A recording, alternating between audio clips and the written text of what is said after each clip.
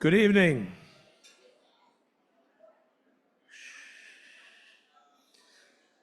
Good evening, everyone.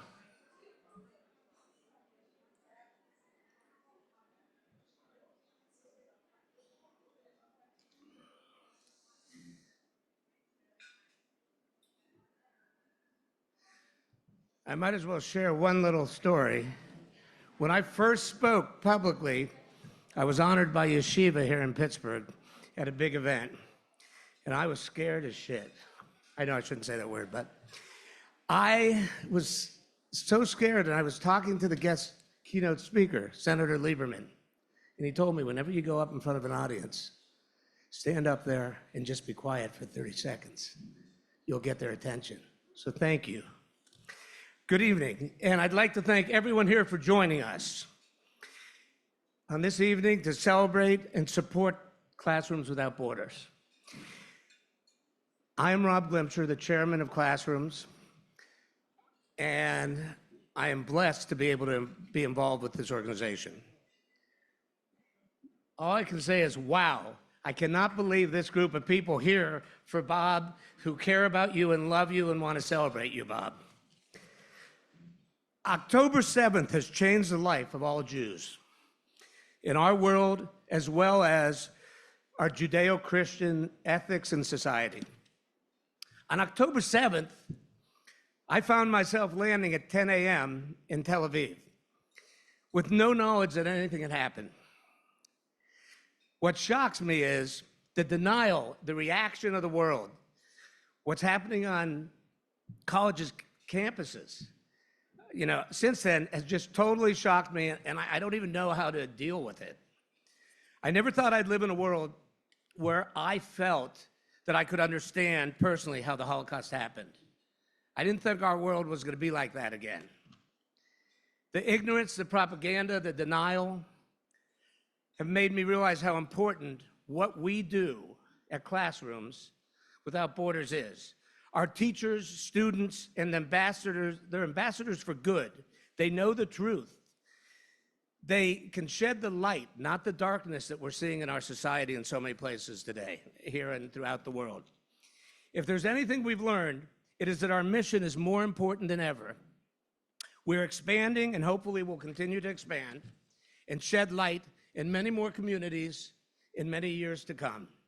We could not make the difference in our world that we are doing and will continue to do without the help of you and so many friends of CWB. As chairman of the organization, I just wanted to take a minute and thank everyone here and thank everyone who's watching during these tough and trying times. Since Classrooms was founded in 2011, there are so many important accomplishments. I know many of you might know, but I just want to run through a few of them. The program started here in Pittsburgh, but now it's spread. It spread to Akron and Youngstown. I want to thank Amy and Bob Hendricks. It spread to West Virginia, Lisa Allen and Liz Weisberg. And it spread to Sarasota. Tommy Kaplan and the Rubens, we love you guys for everything you've done. And now this year, Cleveland's joined in. We're taking 9 teachers to Poland next month from Cleveland, 9 educators who are going to make the difference for so many people there. CWB has supported over 2,000 educators with a multiplying effect of more than 200,000 students in 159 schools. Since the start of the epidemic, we have hosted more than 500 free programs with close to 80,000 registrants and community members from 58 countries and 48 states. This is a testament to our commitment to meaningful dialogue and engagement. However, our impact is not measured just by numbers. We change lives through connection and through experiential learning. We change people's lives forever. I can tell you my life's been changed, and I've seen so many teachers' lives be changed. As I mentioned earlier, we are right now living in the moment for which we have prepared these 2,000 teachers. These educators, in the days after October 7, have contacted us to see what they can do for us and also to see what we can do to help them be better educators and better equipped to teach. They've reviewed and piloted plans for us.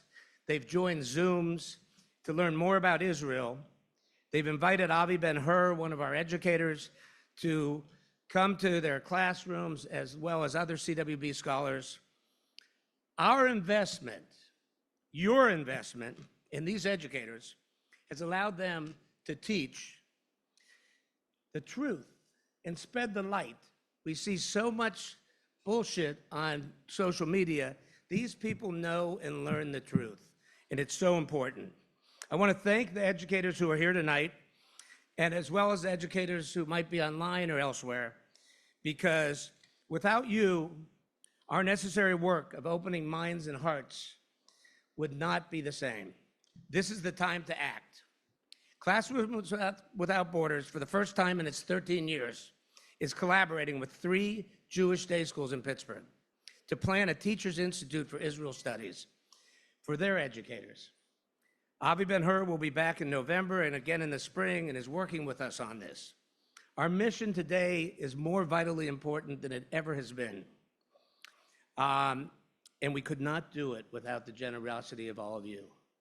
I want to take a second to thank Jeff Finkelstein and the Jewish Federation of Greater Pittsburgh for providing not only vision to us, but vision for the whole larger Jewish community.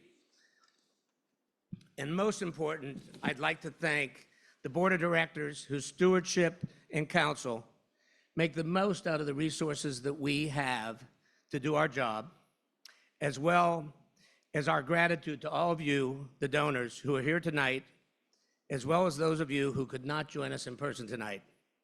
And finally, I'd like to close. I'd like to ask Sippy, Ellen, Kate, Erica, and Jackie, if you could all stand.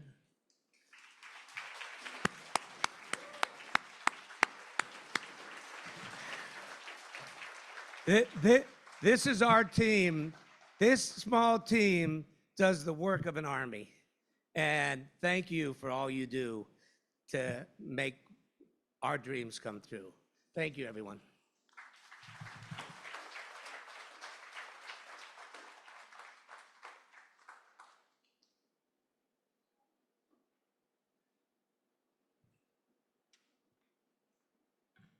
Good evening, everyone.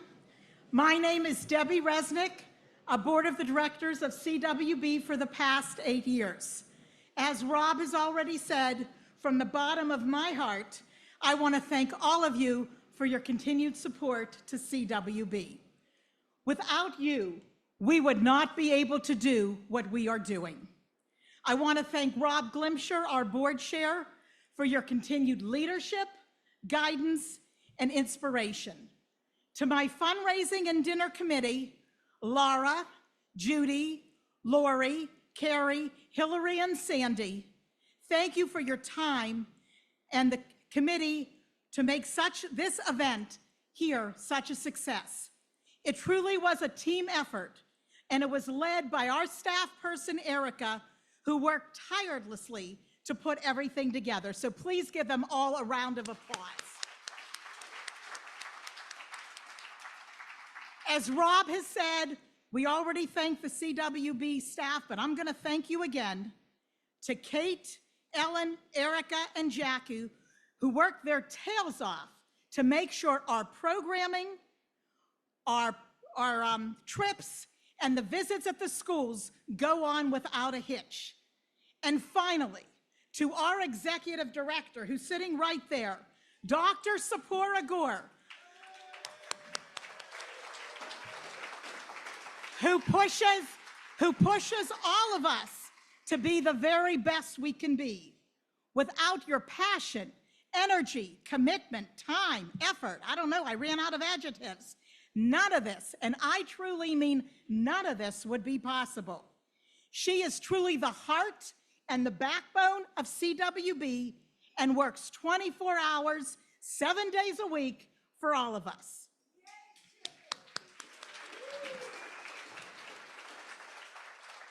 And finally, to John Barsotti, I don't know where you are, but thank you so much. You've gone above and beyond in supporting tonight's program. So thank you so very much from all of us. Before I start, I want to give you another piece of data. Over the past year, there have been 29 incidences of anti-Semitism in our schools in the Pittsburgh area, K through 12. Keep that in mind tonight as we're doing what we're doing. CWB talks about global initiatives of hate, anti-Semitism, racism, and human rights. And then we talk about tolerance, resilience, courage, and respect. All of these concepts resonate more than ever today and make everything we do more meaningful, powerful, and impactful. All of us are here tonight because we care. All of us are here tonight because we want to make a difference. And all of us are here tonight to make sure that this organization and what it stands for and what it teaches is here when we aren't. So everyone, if anything you see tonight, anything you hear tonight, anything you feel tonight resonates with you, you need to take action right now and make sure the world is a brighter, safer, and more inclusive place for the next generation. There is so much more that I could say about the important work that CWB is doing, but I'm going to let the program speak for itself. So please turn your attention to the screens for a brief video about CWB's work.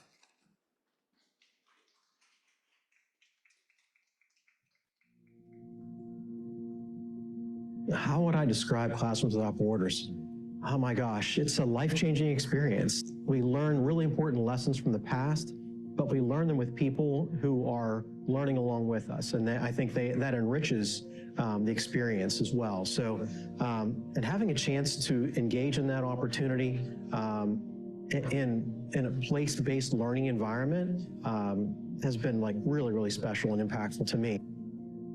To me, Classrooms Without Borders is an organization that attempts to take the learning that we do in school and bring it to the world, to take us outside of that school setting and to bring us to these locations that we've read about in our history books or have important cultural significance for us as individuals. The two most significant things I took away from the seminar were the quality of the educators that I was surrounded by and how through them we can really make a difference with anti-Semitism and tolerance in all of the communities that Classrooms touches. And the other experience I took away was the deep friendships that you form with people that you have nothing in common with, people that you've never met before, never seen before, and how that experience brings you together in a friendship that will last forever. I think the Classrooms trips and programs provide an experience that educators and students who participate wouldn't be able to get anywhere else. And I think it almost elicits and lights a fire in people to then take on the role of really becoming much more engaged and much more deeply passionate about the topic. And that passion is what allows them to be effective teachers. And so I think that that's the ripple effect of Classrooms, is that it activates teachers and other educators in a way that would be very hard for them to do otherwise. I wish Classroom Without Borders was irrelevant. And that is because I wish we lived in a world in which we didn't have to deal with hatred and racism, anti-Semitism, discrimination, and all sorts of anger at the variety of human beings that constitute the American society. And its impact is to really struggle against the forces of hatred and the forces of fury and the forces of discrimination, forces of racism and anti-Semitism, and to do so by educating the young while they still can be educated before their mind has frozen into a negative perception of the other. I think that Classrooms Without Borders is truly just one of a kind. I've never heard of anything else like it, and there really can be nothing else like it because these people are just so special. Just from like the top down, everybody has such like a drive and a passion. And if you can get involved and get your friend involved or your sister involved or your cousin, you absolutely should, because educating yourself in this way is just the most powerful and empowering experience I've ever had.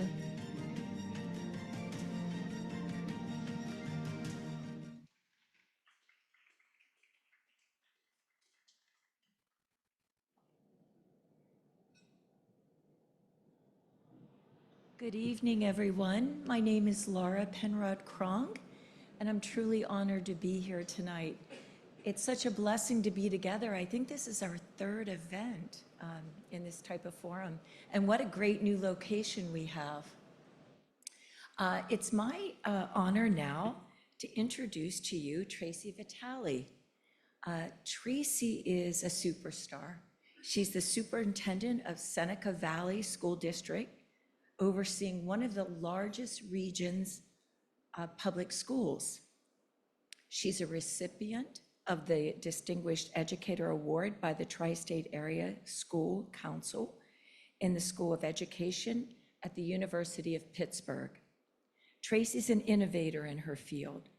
Outside of her work in education, she's involved in community outreach in the Butler County as a board member for Butler Memorial Hospital and as the director of the Board of Directors of the Community Development Corporation of Butler County. The image of the ideal candidate for the Classrooms Without Borders seminar, Tracy has traveled with us to Poland in the summer of 2023. And now I'd love Tracy to come up to the podium. It's truly our honor to have you here tonight, Tracy. Thank you.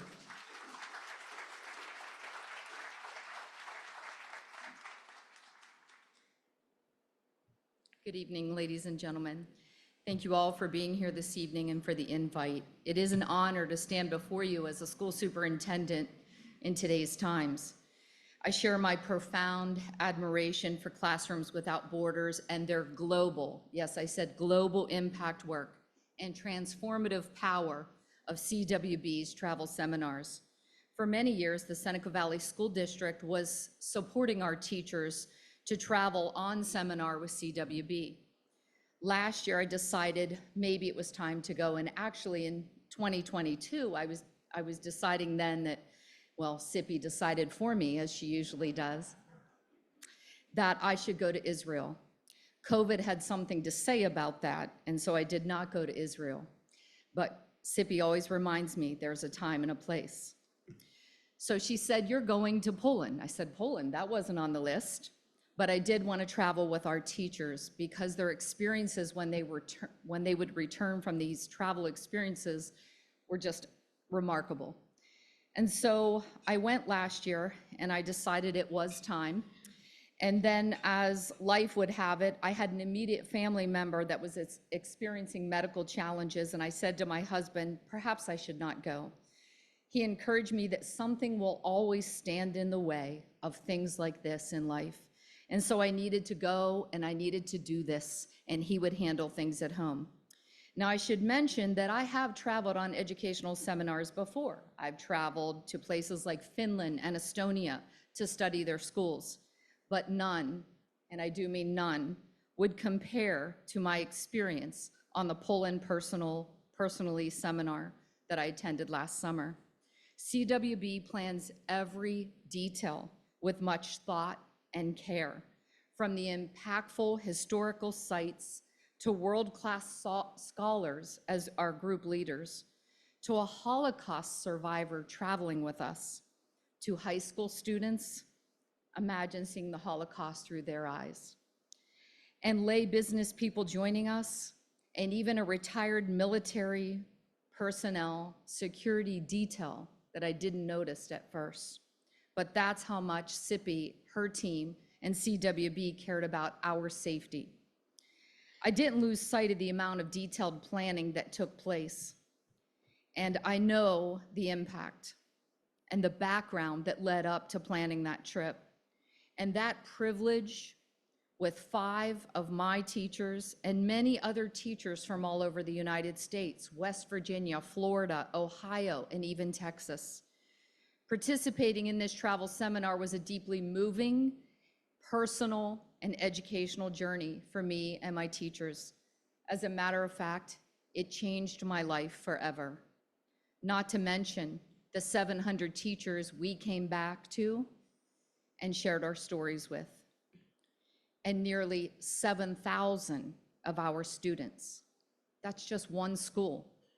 Walking through real places in history, I gained invaluable insights to the Holocaust, an understanding that goes far beyond what any curricula could offer in any school. As a former high school and middle school English teacher in 5 states, almost 30 years of experience, I thought I understood the Holocaust. It turns out I didn't. The impact of the Poland Personally seminar is not confined to personal experiences, albeit important. Upon returning, I witnessed firsthand the ripple effect it had on our educators, our students, our schools, and our entire community of over 55,000 residents. My witness in the living room this fall was a welcome back with all of our staff in August, nearly 1,000 employees, where we showed a video of our personal reflections only days after returning from Poland. It was raw, it was real. Our theme for that welcome back event was building community, because we felt that only through community, education, and relationships could we truly eradicate hate. You see, as an educator, yes, in all of our schools, we teach children to be kind. We teach children not to bully others. We teach children about racism. These are all things that we've taught for a very long time in our schools. And they last for the moment that you're talking to children. But this trip, this impact, and what we brought back will last forever. Each of our teachers did their own authentic witness in the living room testimony and returned to their classrooms better equipped to teach and know about the Holocaust and the notion of eradicating hate. This message continued all year, and little did we know in August that October 7th was coming. While our teachers were in shock of what unfolded and what they saw, they were probably better prepared than most schools and most teachers to react to questions from students who didn't know what to ask at home, didn't know how to ask the questions that were on their mind, but they asked their teachers, the teachers that went to Poland, the teachers that returned from Poland year after year, not just 1 year. And when those teachers had questions they couldn't answer, we turned to Sippy and her team at CWB. We were quick to provide them with resources, probably quicker than most other schools, and I am grateful for that team effort. By way of example, I said to our director of communications, can you just give me a list of all the things we did with the Holocaust or anti-Semitism or hate this year? And it was pages and pages and pages, and Sippy put me on a time limit. And so instead, I just wanted to name a few that I hope will stay with you after this evening. By way of our middle school students, they began researching quickly after October 7th what they could do to help in the United States. Fundraisers, support campaigns, school-wide projects flourished all over our district. In one building, 1,100 children, 7th and 8th graders, participated in a butterfly project to commemorate International Holocaust Remembrance Day. And this wasn't just, let's cut out some butterflies on paper and put them on the wall. The entire building was invested.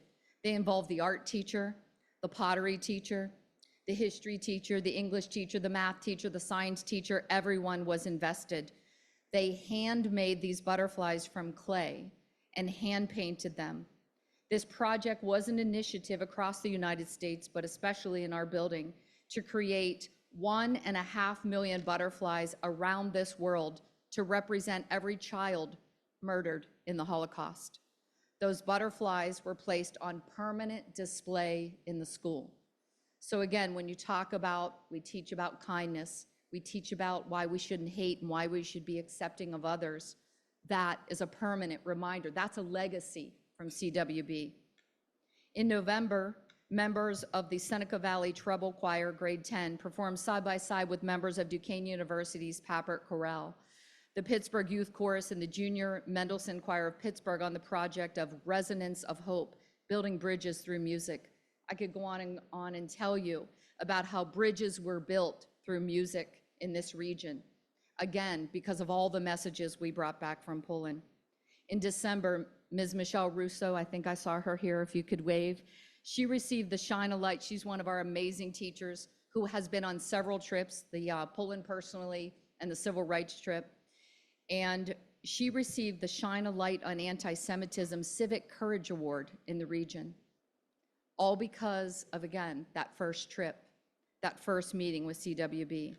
In January, we had our middle school dedicated, the entire middle school, to Holocaust education, and they kicked off the day with a presenter from the Holocaust Center who spoke to students about the adoption and refugee immigration of her father from a Germany Jewish orphanage to a family in the Bronx. That story was told to thousands of children, not one, not two, although that's important. In November, we had Tony McAleer come and present. Tony is a former skinhead. Imagine getting those calls as a school superintendent. I had some parents saying, have you lost your mind? We don't want him talking to our children about these topics. And I responded after calling Sippy, after calling Ellen, and I was prepared to say, well, do they have a telephone? Because if they do, they already know about skinheads and about hate. This is how we fight hate. And so Tony's message was difficult, but powerful for 9th and 10th graders who are seeing these hateful influences by hate groups online. In March, our students visited the Tree of Life, reflecting on change and taking part in a powerful field trip there, talking to survivors, talking to families of victims. Those are stories that live on with these children. This work continues today. 6th grade teachers from this Poland trip all got together and planned a giant thematic unit, and if you're an educator, you know what I mean, and they're calling it, and it will happen on Monday, Facing Today, Using Historical Empathy to Process the World. And they will do a gallery walk on June 3rd, on Monday, and demonstrate to the public what the children have learned about anti-Semitism, about racism, about hate. And so all of these things are a result of planting seeds with the seminars and with the resources from CWB. I could go on and on. But due to time, suffice it to say this, our teachers came back from this Poland trip, and so did I, not only inspired, but empowered to integrate their experiences into classrooms with children. I'm sad to tell you, hate starts young. They sparked meaningful discussions with their students, collaborations, and student-based learning projects that enriched our entire school community and will continue to. This is the power of experiencing learning. It transforms educators, who in turn transform students, our tomorrow. As educators, we understand the importance of immersing ourselves in subjects we teach, especially when those subjects are complex and sensitive, like hate and genocide. The Poland Personally seminar allowed us to do all of that. By standing in these horrible places where history unfolded, we fostered empathy, critical thinking, and profound commitment to combat intolerance and injustice. And we came back and did that, and it continues to grow. And so I leave you with this. We know that we learn through experiences and through stories as human beings, not through textbooks. They're great. I'm an avid reader. But those are not the best way that our children learn today. We can tell our students again to be kind to one another, and they get on their phones and they get on the internet. We can teach for the moment, or we can teach for a lifetime. So I would challenge you to learn more, if you don't already know, although I'm probably speaking to the choir, about Classrooms Without Borders, because this is a legacy. This is what teaches children not to hate. Thank you.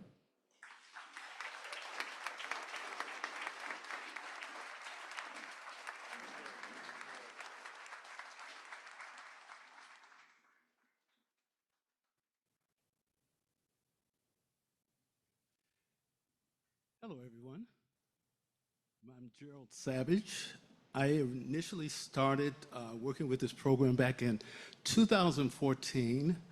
I got on the internet in my office and I found out about this organization, Classrooms Without Borders, going to Poland that summer. And I contacted Sippy. And in the fashion of Sippy, those of you know Sippy know, she came right down to my office that day. She came and she talked to me and she spoke to me and she invited me to be a part of Classrooms Without Borders in Poland. Very powerful experience. I don't think that I can go beyond what Kate already said. I would just say that this organization is very powerful, very influential. It's had a great impact on me. And of course, I get a chance to continue to work with Sippy, and I'm very happy about that. This particular night, I am going to be working with the Kappa, members of the Kappa Gospel Choir under the direction of Miss Williams, Cassandra Williams. And Sippy asked us to do a couple of pieces, one in Yiddish, which is very dear to her and her history and her childhood, and another civil rights song.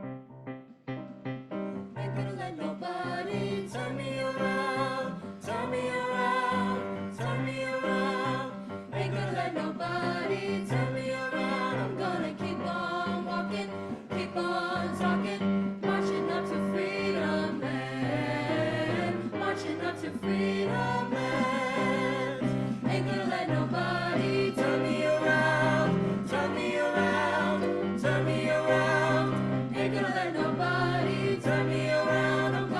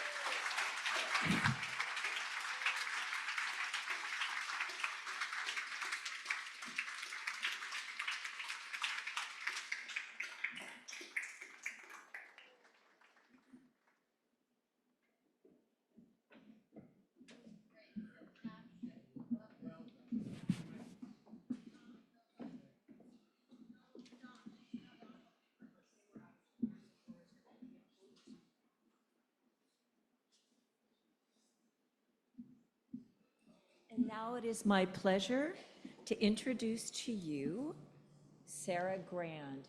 Sarah is a senior at Shadyside Academy, an alum of Classrooms Without Borders.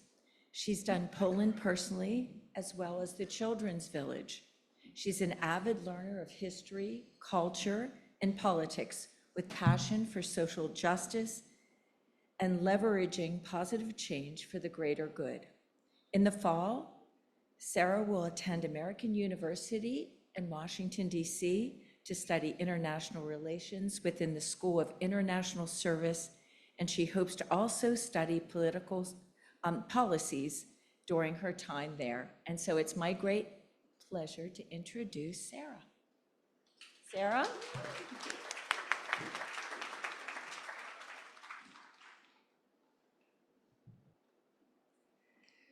Good evening. I will never forget the day I was on a plane out of Newark to a place I dreamed of visiting since I was little.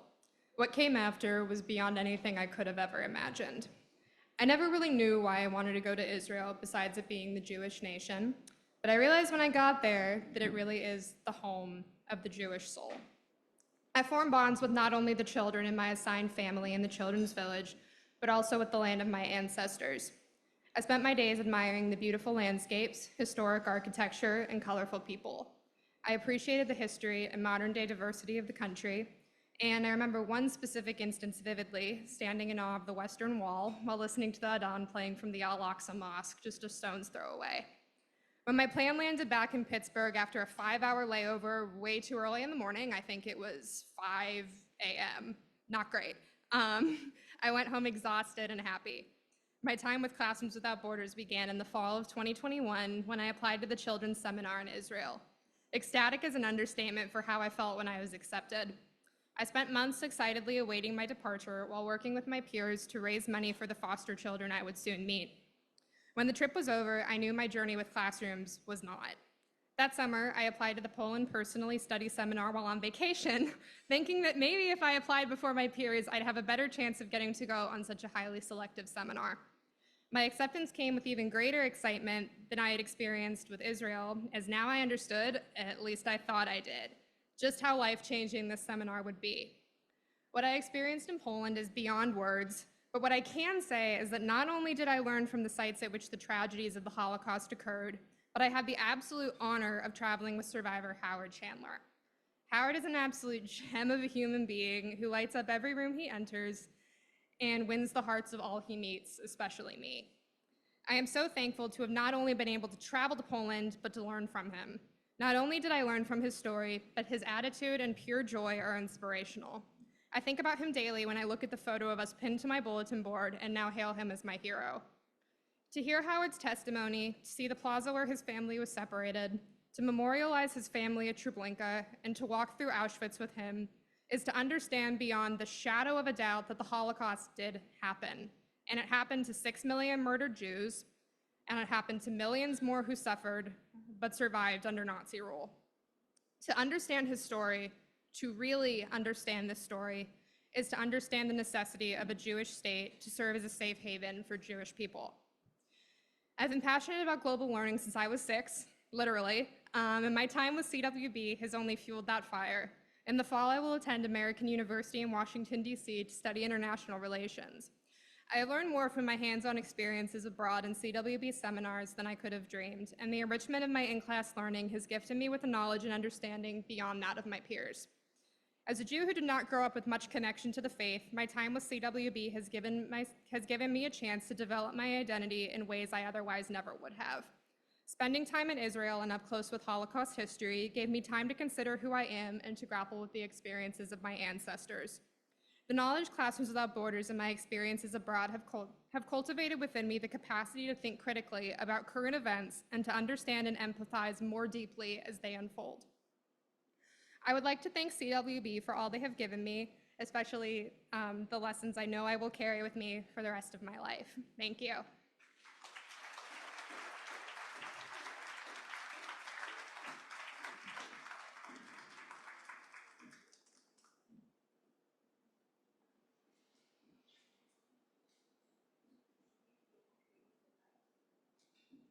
It's not the best. Good evening. I'm Don Linzer. I'm a member of the CWB board. The Difference Maker Award was first given in 2022 to honor a member of the Classrooms Without Borders family who has shown extraordinary dedication and commitment to help create a society that views every human being with dignity and respect. Previous recipients include our board chair, Rob Glimsher, and Holocaust survivor, Howard Chandler. This year, we are honoring Bob Mallet for his many years of service to CWB, both as a board member, a donor, a seminar participant, a supporter of our programs, our educators, and our staff. CB's contributions are needed more than ever in these troubling times. Few Jewish values are as well known in the American Jewish community as the Kum Olam, repair of the world.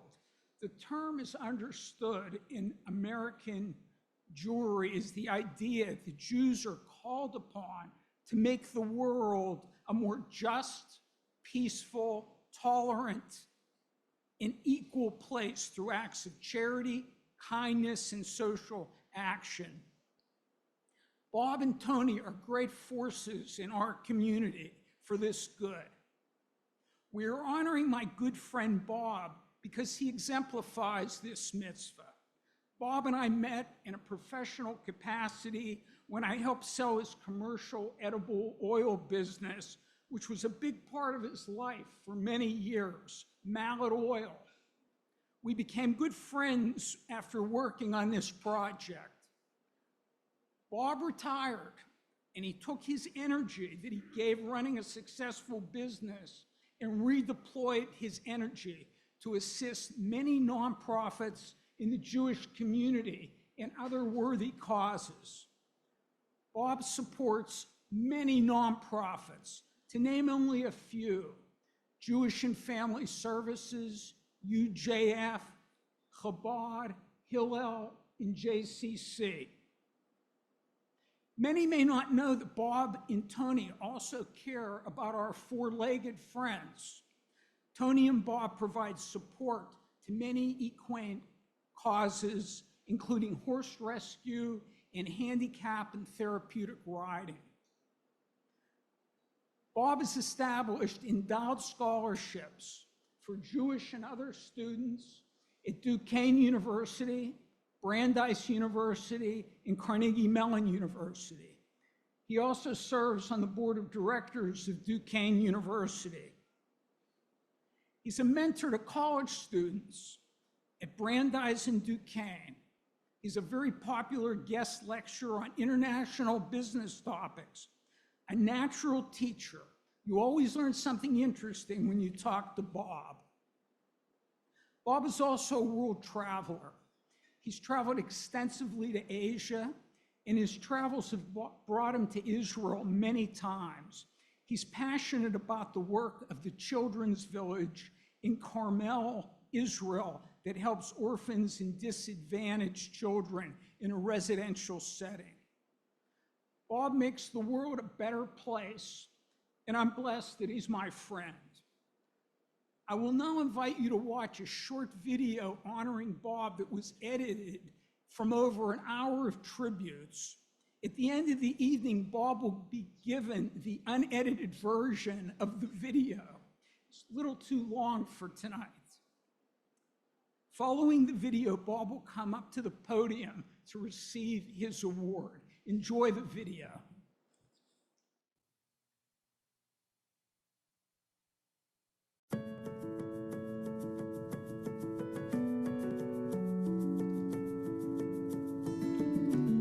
Dear Bob, I am so thankful to you for your commitment, advice, and support to CWB, and for being my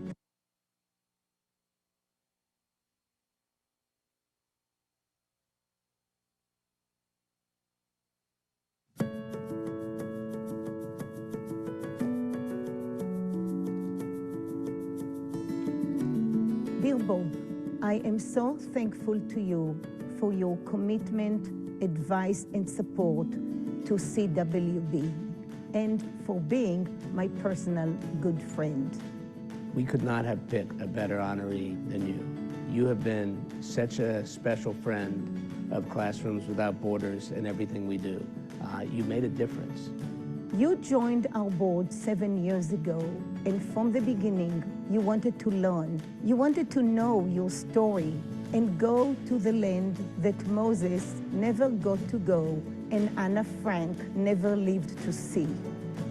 You ask tough questions, you ask deep questions, and I think that's why you've been so inspired by the work of Classrooms Without Borders, because it uses education to try to affect our next generations. There is truly nobody more deserving of this special Difference Maker Award than our great friend, Bob Mallet. Okay, now I'm going to pick up a question. I hope it's an easy one. Let's get started. What is Bob's superpower or hidden talent? What is Bob's superpower or hidden talent? Well, anybody that can train a mule has to have some kind of talent. He's just a real mensch. He has a warm heart, he's very charitable. Most importantly, he likes to give. He truly is a person who wants to make a difference in the world and see others do well by society. He had a real understanding of those who were less privileged, although he never had a background like that. He doesn't think just about himself, he thinks about community, about society at large, and it's in my honor and privilege to get to know Bob and to call him a friend. And we want to go to the next question. What would Bob take with him to a desert island?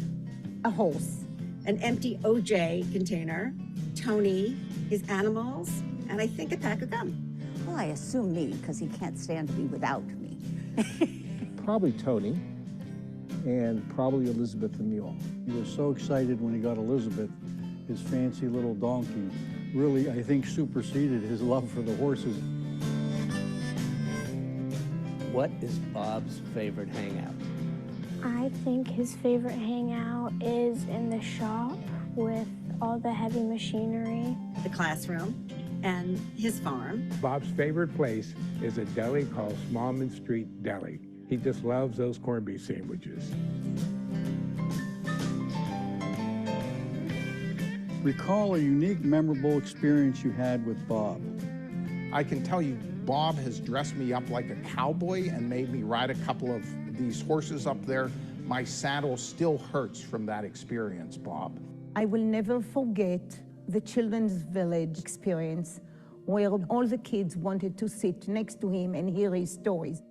Every moment I share with Bob is memorable. I love having him in my class. During COVID, when all of us were kept in home, Bob and I had a weekly Zoom meet where we would learn together all sorts of different issues about Judaism, talk about life. We were friends talking, confidant for their whole lives. The good things and the bad things that happened. It has truly made me a better person.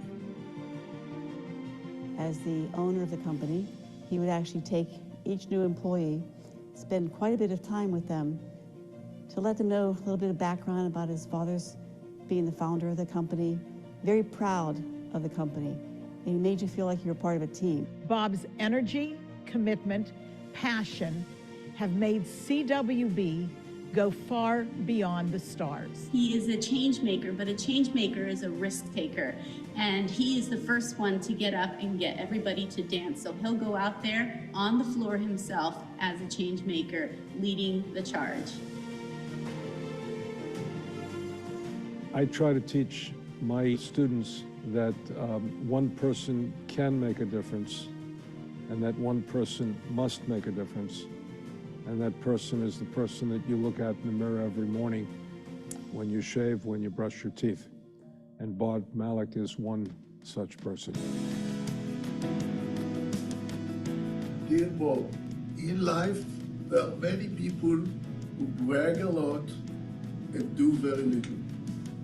There are many other people who brag a lot and do some things.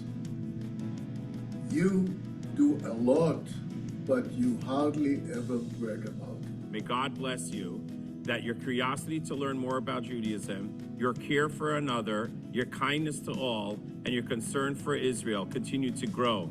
And may you continue to be a source of inspiration for the entire Jewish community for many more years. Bob, Israel is your home, and we can't wait for you to come back. I am very proud to be your friend. I'm very proud of all your accomplishments, and I'm honored to be able to take a second to tell you that one more time. I'm really delighted to be with you all this evening. Tony and Bob, thank you for everything you do for classrooms. You are unwaveringly generous to Classrooms Without Borders. We couldn't do it without you. Thank you for everything that you've done for our faculty and students. So congratulations, Bob, and thank you for your support. Congratulations on the Classroom Without Borders Difference Maker Award. Mazel tov, a big hug from all of us. I want to wish you and Tony many healthy, happy years to come.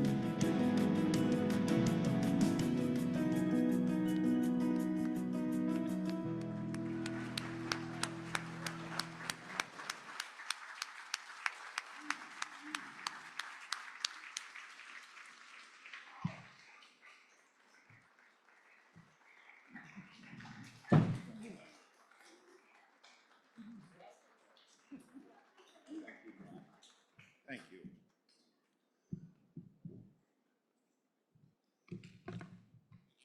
Some of these glasses are here for later. Thank you all very much for coming. I think that's the most important part, is that we're all here together. I got to thank all of CWB, the host committee, and my dear friend John Barsotti from Common Pleat Catering. I've known for sometime between 30 and 40 years, and I think he did a super job tonight. I'm thrilled with the layout, the venue, the food. And somehow, Sippy got him to be honorary co-chair for this evening, which is very typical of Sippy. I want to thank some of my dear friends and family that are here that are from outside the organization. My family's here, and I particularly want to thank my wife for her love and support, and also for coming out tonight, being 40 days on one leg due to foot surgery. So this is about her third time out of the house in about 45 days. So I'm delighted she's here. So Dawn said we met while I was trying to sell my company.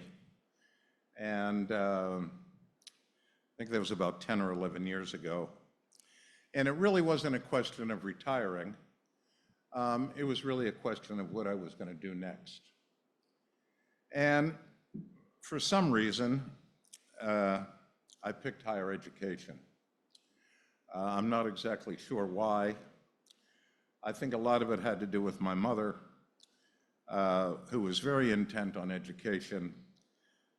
She herself was the first person in her family to go to college.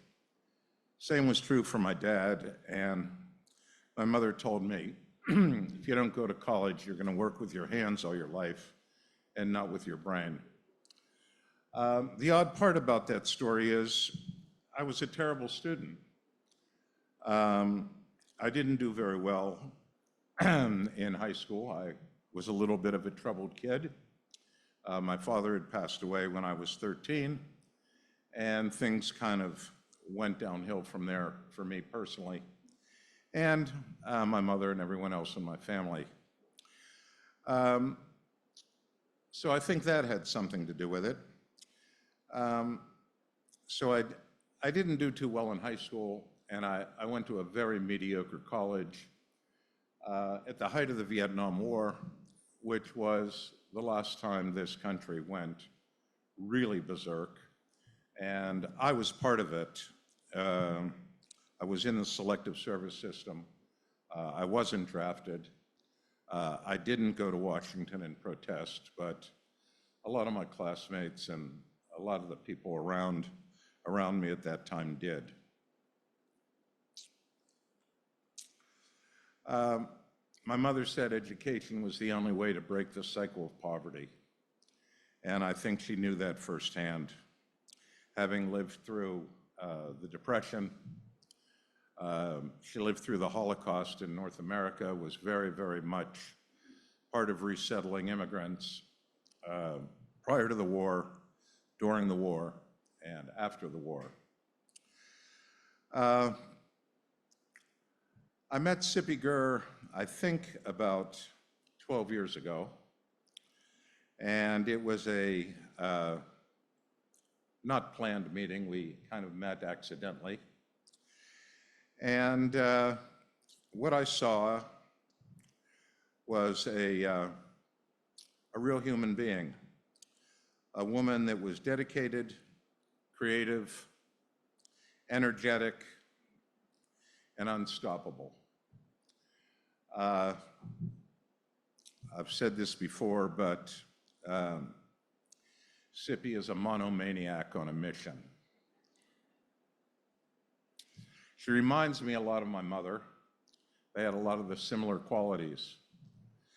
But Sippy was much stronger, is much stronger than my mother. Sippy has a determination that if you know her, you understand very quickly. And tonight, if you don't know her, please don't worry, you'll know her by the time the evening's over. Classroom's mission is to teach high school teachers, principals, superintendents, and students about hate, genocide, and anti-Semitism. This you've heard a couple of times already this evening, but it is worth repeating. Our job just recently got huge, as we have all seen, and this is what we do at CWB, and we do it well, and we do it every day. One of the interesting things about classrooms, and since I've become a teacher, I'm an executive in residence at Duquesne, executive in residence at Brandeis, and I'm on the boards of both schools and get involved in a little bit of governance. But the big kick out of both those experiences is the kids and the teaching and my ability or inability to communicate. So, since I was new to teaching, I thought I should learn something about it. And Classrooms Without Borders uses what is called active experiential learning. There's 7 types of learning, and active experiential learning is number 1. Experiential learning is very simple. You go somewhere other than the classroom with your peers, and you see something, or you do something. And the best way to relate to it, if you haven't been on a CWB trip, is your class field trips when you were in school. Those were active, participatory experiences, and I know every one of you remembers one of your field trips. They were all very special to us.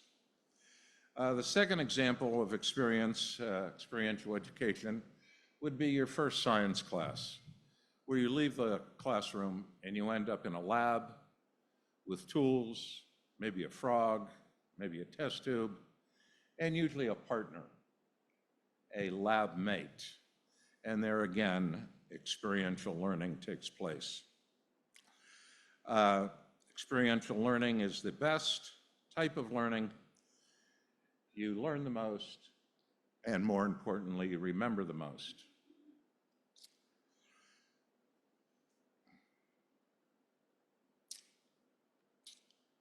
I went on the Poland trip very reluctantly in 2017.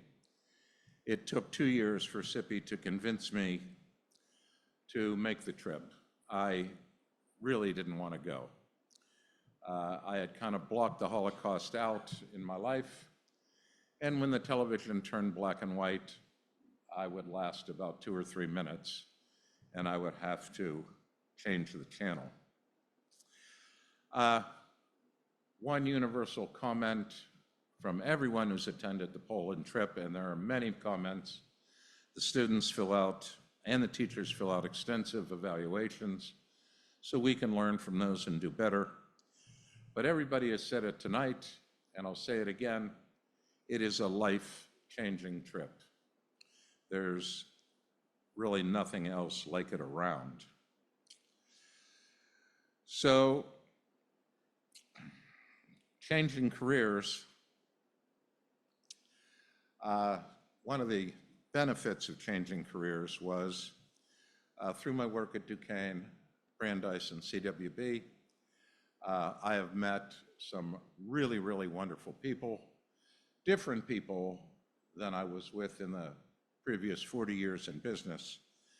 I've made some great personal friendships and very lasting friendships, and I would consider some of the people that I've come in contact with in the last decade extended family. It's really been very, very powerful for me also. So I wasn't given very much time, so here is my appeal. Tonight, we're asking for your time, your talent, and your treasure. And none of them are that difficult. Time. Attend a Zoom. We have fabulous Zooms. It's not a Zoom season right now because we're in the middle of travel seminar season. But during COVID and during the winter, we have an outstanding COVID program, and we have just some absolutely outstanding resources.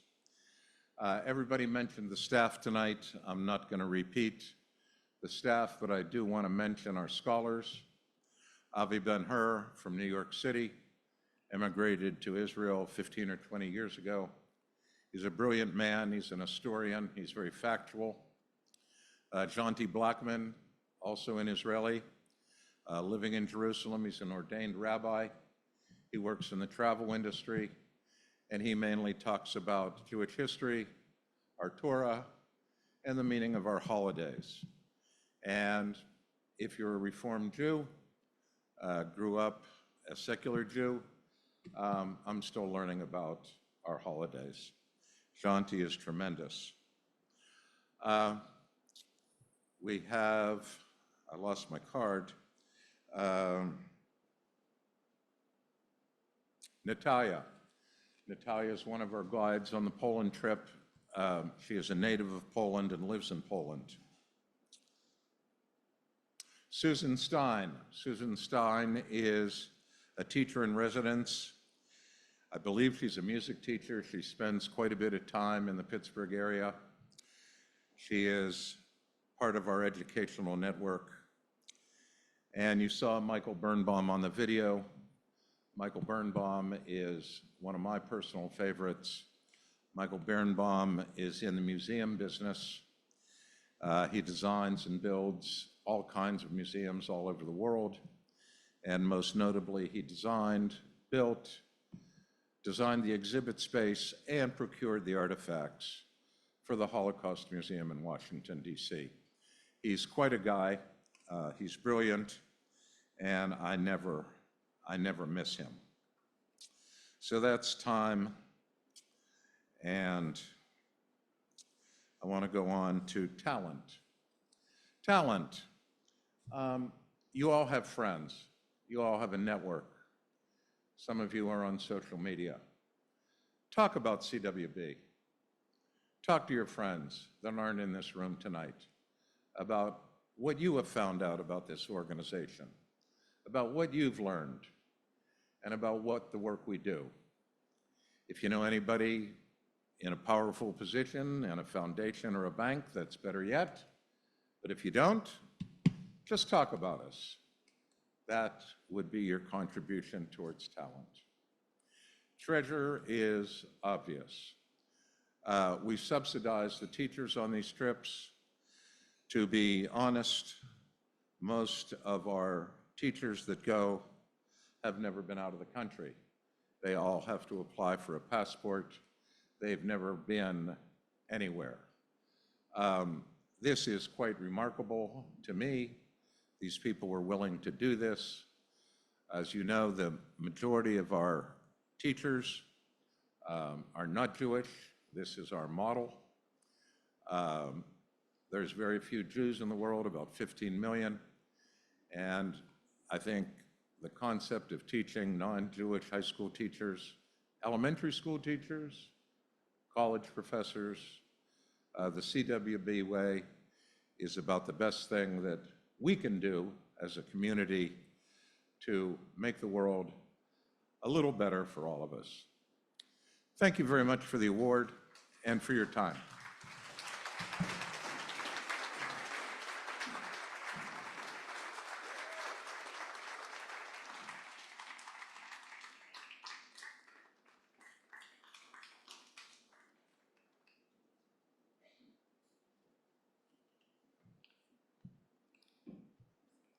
Well, the glasses are still up here. Hi, my name is Dr. Carrie Braun, and I am honored to be on the board of Classrooms Without Borders because of the important work that this organization has done and is doing. You have heard so much from all of the participants. You have heard from people whose lives have been impacted and changed by this organization. There's not really much more that I'm going to be able to say. I'm just going to be very brief. As the daughter of a German Jewish refugee and the great-granddaughter of people who were killed in Sobibor, this organization has a personal importance and meaning to me because of the work that it does. And I'm going to echo what Rob Glimsher said in the sense that I too did not think that I would ever be living through a time where I could truly understand how the Holocaust happened. But because we are living through that time, I am so happy and proud to be a part of an organization like Classrooms Without Borders. Very briefly, Classrooms Without Borders, you don't really have to go beyond October 7th to understand the impact that this organization has had. When October 7 happened and Jews' sense of security in both the United States and Israel was shattered, this organization was here to console and to educate. CWB held online seminars with up-to-date news footage from Israeli television. Rabbi Jonty informed online participants about the heroic and sacrificial acts of many Israelis. Many past participants of the travel seminars got in touch with Tippy to ask what they could do in their schools and their communities. So Classrooms also prepared a pamphlet which was distributed to schools and individuals with information to combat arguments made against Israel. So finally, I'm going to say that during this time when in history, when the United States and the world is seeing a rise in intolerance, ethnocentrism, and anti-Semitism, I can't think of another organization better poised to help combat these evils than Classrooms Without Borders. We're very lucky to have this resource in our community. And so this is why I'm proud to support CWB and its work. I want to thank all of the people here who have been supporters over the years, and I hope that you will continue to support this organization. I want to give a big mazel tov to Bob Mallet for what he has done for this organization. Congratulations, Bob. This award is very well deserved.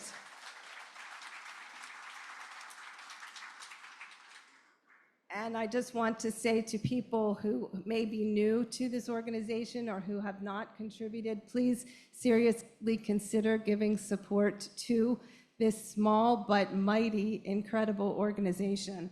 So I hope that you have enjoyed this evening, and I'm now going to turn this over to Dr. Tzipi Gur.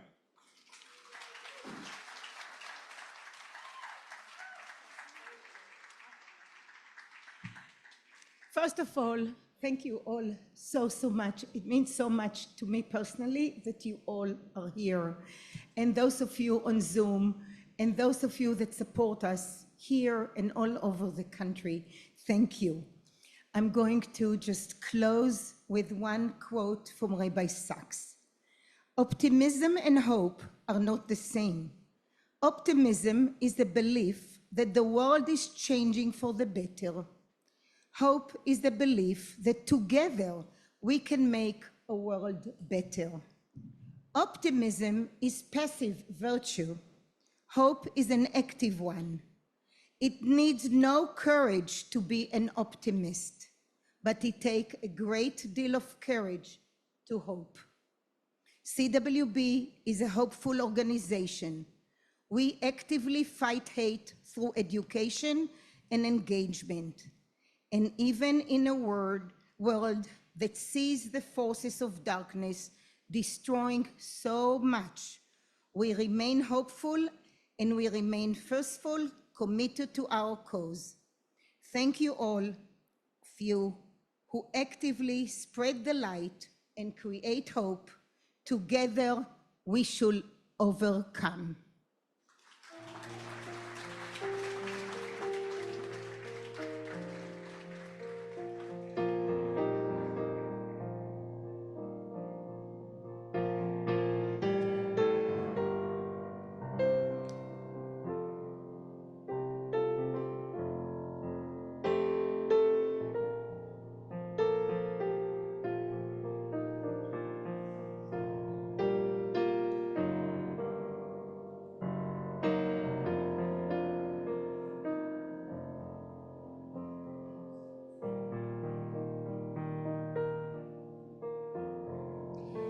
We shall overcome.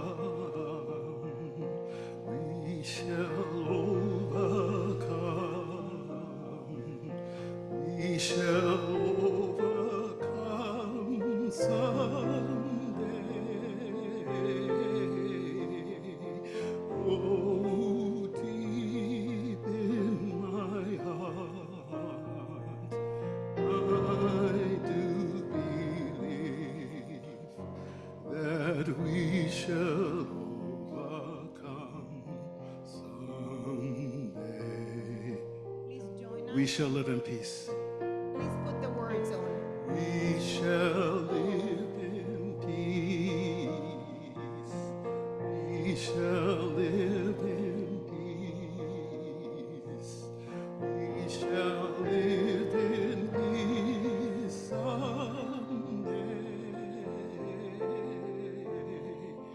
Oh, deep in my heart, I do believe we shall overcome someday.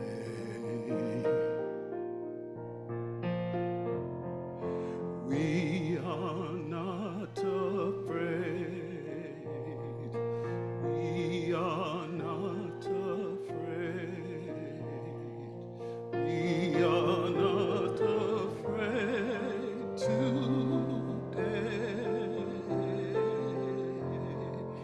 Oh, deep in my heart, I do believe that we shall overcome some. One more time, we shall overcome. We shall overcome.